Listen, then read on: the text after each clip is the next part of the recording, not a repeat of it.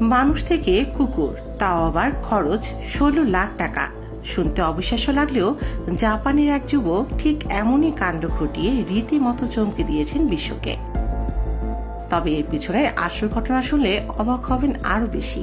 Social মিডিয়ায় ছড়িয়ে পড়েছিল কোটি কোটি টাকা খরচ করে অস্ত্রোপচারের মাধ্যমে নাকি নিজেকে কুকুরে রূপান্তর করেছেন জাপানি যুবক টোকো। কিন্তু বাস্তবতা সম্পূর্ণ ভিন্ন।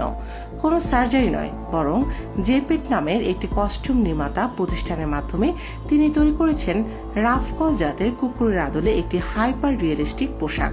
প্রায় 40 দিনের পরিশ্রমে তৈরি এই কস্টিউমটির ওজন প্রায় 4 কেজি, আর এটি বানাতে খরচ হয়েছে প্রায় 15 থেকে 16 লাখ টাকা।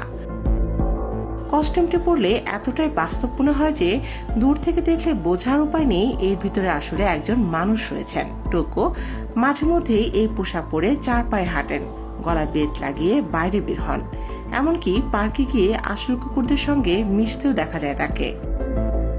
নিজের ভয়েড স্টম্পার নামে ইনস্টাগ্রাম চ্যানেলে এসব ভিডিও প্রকাশ করেন টোকো। আর অদ্ভুত এই শখের কারণে এখন তিনি পরিণত হয়েছেন ইন্টারনেটের আলোচিত এক মুখে। অর্থাৎ মানুষ থেকে সত্যিকারের কুকুর নয়, 16 লাখ টাকার পোশাকে কুকুর সাজার শখই বাস্তবায়ন করেছেন এই জাপানি যুবক।